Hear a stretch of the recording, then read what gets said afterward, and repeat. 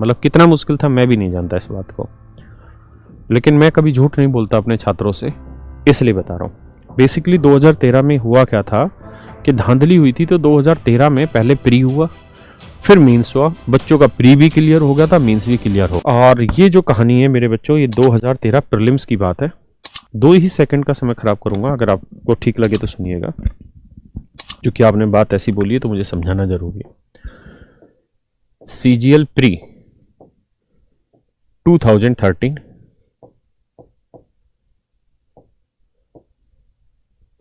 Morning का एक set था मेरे बच्चों।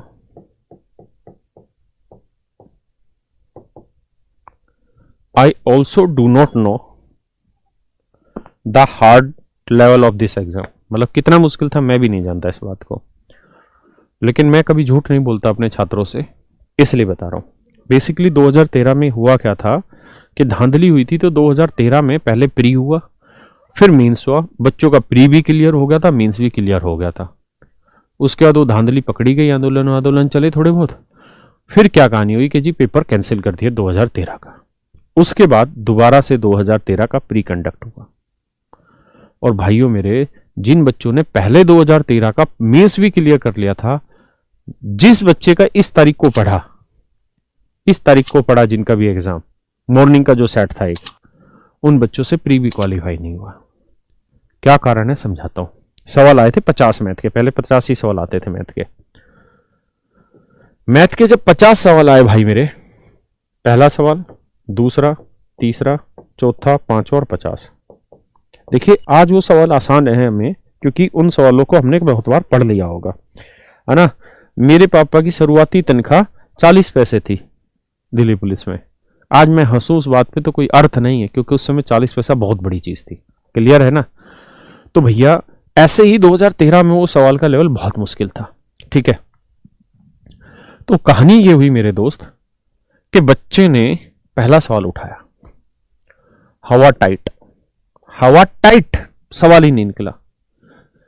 दिक्कत किसको हुई? जिनका मैथ थोड़ा सा भी अच्छा है, उनको पता है कि मेरा मजबूत मैथ है, इसलिए मुझे मैथ में 50 नंबर चाहिए। 50 सवाल आते थे, एक सवाल 1 नंबर का था, तो उसकी पूरी कोशिश थी कि 50 के 50 सही करके चला जाऊं। वो पहले सवाल में 2 मिनट लगाया, 2.5 मिनट लगाया, थोड़ी देर बाद उसने सोचा यार इतना टाइम तो लगा ही दिया इस सवाल में, अब सोल्व ही कर लेते। उससे सोल्व नहीं हुआ। क्यों? क्योंकि वो अल्टरनेट मेथड लगाता रहा। दूसरे सवाल में आया, वो उसका भी बाप डाल दिया दोस्त, टफेस्ट क्वेश्चन डाल दिया। ये भी बच्चे से नहीं हुआ, 2-2.5 मिनट लगाए। बच्चे ने किसी तरीके से ढांढस बांधा, मेहनत करी, मन में विश्वास जगाया और तीसरे सवाल पे पहुंचा, और तीसरा उसका भी बाप। शुरुआत के 5 सवाल तूफानी। शुरुआत के 5 सवाल तूफानी थे मेरे बच्चों, ठीक है। मैं एग्जैक्ट डाटा मुझे भी नहीं पता 5 थे 4 थे क्या थे, मैं तो आपको एक बात समझाने का तरीका बता रहा हूं। भाई बच्चा यहीं पे जैसे तीसरे चौथे तक पहुंचा, उसकी हिम्मत गई टूट। उसने सोच लिया कि बेटा आज तो क्या हो गई, समझ गए, लग गई, आज पेपर हवा से ऊपर चला गया। बच्चा डिमोरलाइज हो गया। उसने सोचा यार आगे से काम नहीं बनना, यूं करते पीछे से बनाते हैं, 50वें सवाल को शुरुआत करो। भाई मेरे 50वें में पहुंचा, वो भी उसका बाप मिला। थोड़ी देर किया, नहीं बना बात, फिर उसका मन क्या है, यहां मेहनत तो करी, दोबारा चेक करें। दोबारा करने आया, फिर नहीं हुआ, फिर यहां आया। पीछे के भी 4-5 सवाल जो थे वो भी मुश्किल थे, और आगे के भी 4-5 सवाल मुश्किल थे, और बीच के सारे सवाल आसान। भाई साहब इन 5-5-10 सवालों में बच्चे ने कम से कम 20-22-25 मिनट खराब कर दिए। किन बच्चों ने? जिनको मैथ आता था। जिनको नहीं आता था उनके कोई फर्क पड़ना है, उन्होंने देखा है तेरी औकात का सवाल नहीं, आगे आगे आगे, वो तो 1-1 2-2 सेकंड में आगे बढ़ते चले गए, क्योंकि उनको मैथ वैसे ही कमजोर, उनको पल्ले ही नहीं पड़ रहा था। लेकिन जिनको मैथ आता था उनकी ऐसी तैसी हो गई वहां पर। और उस ऐसी तैसी होने का सबसे बड़ा कारण था कि उसमें एक स्किल डेवलप नहीं था, वो स्किल था क्वेश्चन छोड़ने का। अगर पेपर मुश्किल आए तो सवाल छोड़ना भी हमको आना चाहिए। ये जबरदस्ती नहीं है कि प्री में 200 क्वेश्चन उस समय आते थे, या आज मान लीजिए 100 सवाल आ रहे हैं, तो हमें इस बात को समझना होगा कि अगर हम मैथ में ही जो हमें 15 मिनट मिले हुए हैं, उसकी जगह अगर हम 30 मिनट लगा देंगे तो उससे हासिल क्या हुआ।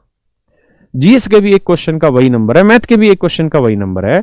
तो अगर ऐसी स्थिति आती कि पेपर टफ आ रहा है, तो हमें 1-2 सवाल को सेक्रीफाइस करने में कोई बुराई नहीं है, आगे बढ़ जाइए। आप 15 मिनट में मैथ कंप्लीट कर लेंगे तो आपके पास बाकी टाइम बचेगा इंग्लिश के लिए, रीजनिंग के लिए, जीएस के लिए, और उसको कंप्लीट करिए। क्या पता वहां बहुत आसान सवाल दे रखे हो, और क्या पता आखिरी में समय मिले दोबारा ये दोबारा सोल्व करिए। इसलिए स्किल ये होना चाहिए कि आप टाइम छोड़ भी सकें, मतलब पेपर के क्वेश्चन को कुछ को मिस भी कर सकें, बड़ा जरूरी है। एक दो क्वेश्चन को छोड़ना है ना, और एक दो क्वेश्चन में हिट एंड ट्रायल लगाना, तुक्केबाजी लगा देना, कोई बुराई नहीं उस चीज में दोस्त। इसलिए इस समझ को मान के चलिए। अब हम पेपर में अप्रोच करने की बात कर रहे हैं, है ना।